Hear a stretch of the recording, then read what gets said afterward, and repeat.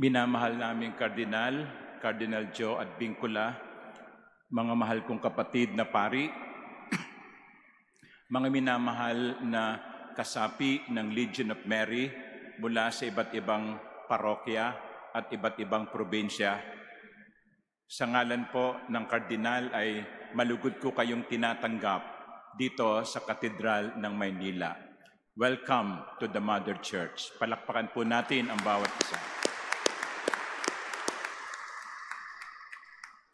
At nagpapasalamat kami sa mga opisyal ng Legion of Mary sa Senatus sa pagpili sa Manila Cathedral para maging venue ng ating misa ng pasasalamat bilang paggunita natin sa ika-44 na anibersaryo ng pagyao ng ating pundador, Francis Frank Daft, Servant of God.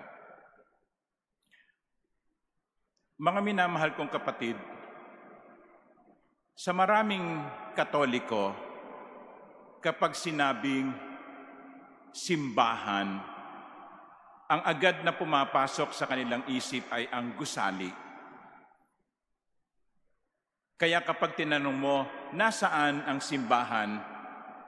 Ituturo ka, dun, sa kanto, lakad ka pa, mga 2 kilometro pa ang layo. O kaya, malapit ka na, makikita mo yan katabi ng munisipyo. Hindi po ba? Kapag sinabing simbahan, ito'y gusali. Kaya nga kapag sinasabi natin, pumasok tayo sa simbahan, maganda ang simbahan, tinitignan natin ang simbahan. Tinitignan natin kung paano ito ginawa, kung anong material ang ginamit, maganda ba, maaliwalas, o kaya sasabihin natin, lumang simbahan, pangit na simbahan, maruming simbahan. Kapag sinabi natin ang simbahan ay gusali, tama po kayo, sapagkat yan ang isang kahulugan, ang simbahan bilang gusali. Pero, mga minamahal kong kapatid, ang simbahan ay hindi lamang gusali, kundi mga taong sa bisa ng kanilang binyag ay naging kasapi ng simbahan. Sa makatwid, ako, kami na narito sa altar at kayo, tayong lahat ang bumubuo ng simbahan. Sa bisa ng binyag, ang bawat isang Katoliko ay parang batong pinagpatong-patong upang bumuo ng iisang simbahan. Sa paggunita natin sa pagdiriwang ng dedikasyon ng Lateran Basilica sa Roma, ito ang itinuturing na katedral ni Pope Francis, ang obispo ng Roma. Ipinapaalaala sa atin ang katotohanan ng iyon.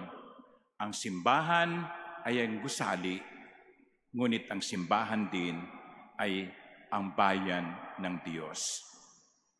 Kaya kapag tinanong ko kayo, nasaan ang simbahan?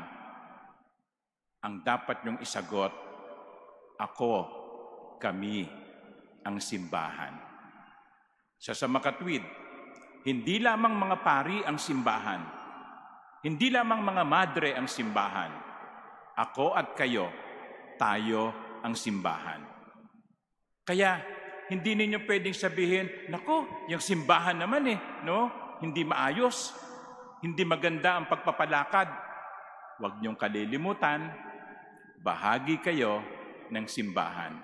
Na para bang kapag itinuro nyo ang isang daliri ninyo sa inyong kapwa para siya usigin, 3 sa daliri ninyo ang nakaturo sa sarili nyo.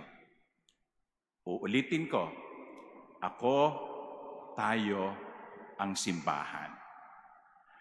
At palagay ko, mga minamahal kong kapatid, yan ang isa sa mga pamana ni Brother Frank Daft.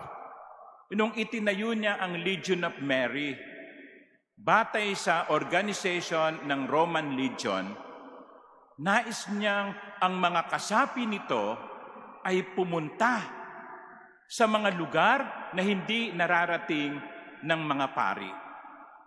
Kaya ba, hindi ba't bahagi ng inyong Legion works ay ang house visitation?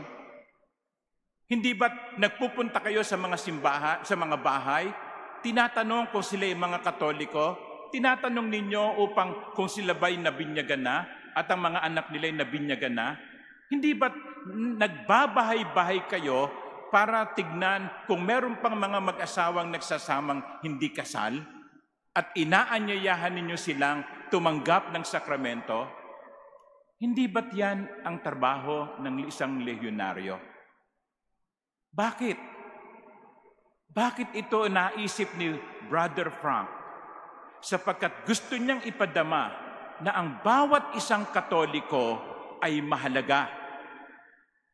Na yung hindi nararating ng mga pari dahil sa kakulangan ng pari ay pupuntahan ng mga legionaries para maramdaman nung Katolikong iyon, bahagi pa pala ako ng simbahan.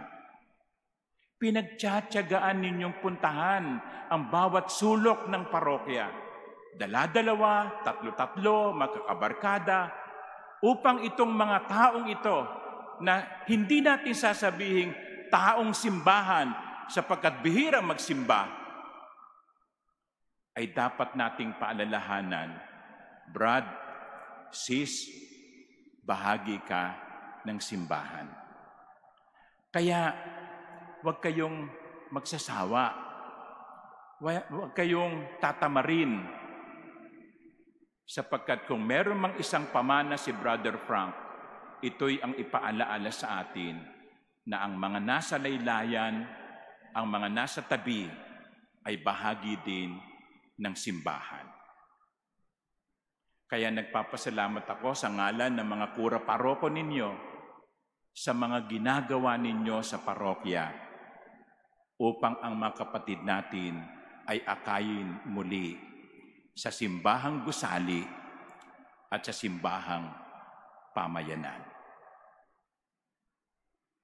Sometimes we priests may not be able to say thank you very often to you.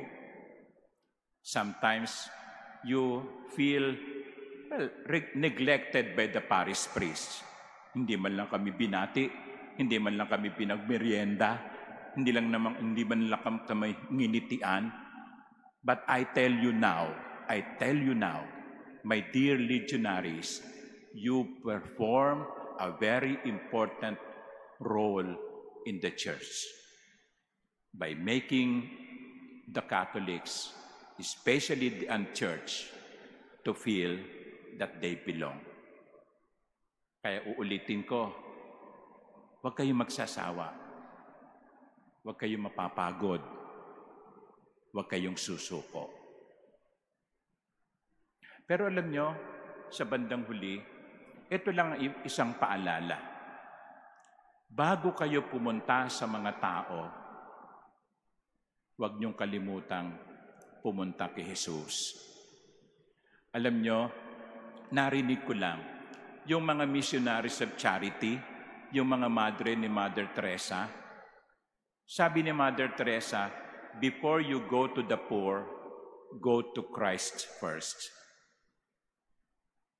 Kaya, bago sila pumunta sa mga may sakit, sinisiguro nilang meron mo na silang banal na oras sa harap ng Blessed Sacrament. Mga minamahal kong legionaries, before you go to the poor, before you go to the periphery, before you go to the people, make sure that you have gone to Christ first. That you have prayed first. And that is why even in the structure of the Legion of Mary meetings, there is the important part of prayer. The Rosary, the Catena Legionis, all of these are reminders to us that we cannot give Jesus unless we have Jesus with ourselves. Pupunta kayo sa mga tao, sinong dala nyo? Sarili nyo? Hindi. Pupunta kayo sa tao, dala ninyo si Jesus. Dala ninyo si Maria. A legionary that does not pray is a contradiction. Kaya ang bawat lehyonaryo dapat nagdarasal. So mga minamahal kong kapatid, magpasalamat tayo sa regalo ng Diyos sa katauhan ni Brother Frank Daw. At nagpapasalamat kami sa Diyos sa regalo ng mga lehyonaryong katulad ninyo. Uulitin ko, huwag kayong panghihinaan ng loob. Huwag kayong magsasawa. Huwag kayong susuko. Sapagkat ang ginagawa ninyo ay kalugod-lugod sa Diyos. Bahagi ito ng pagiging simbahan natin.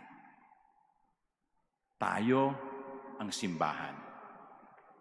Ako at kayo, bahagi ng iisang simbahan. Amen.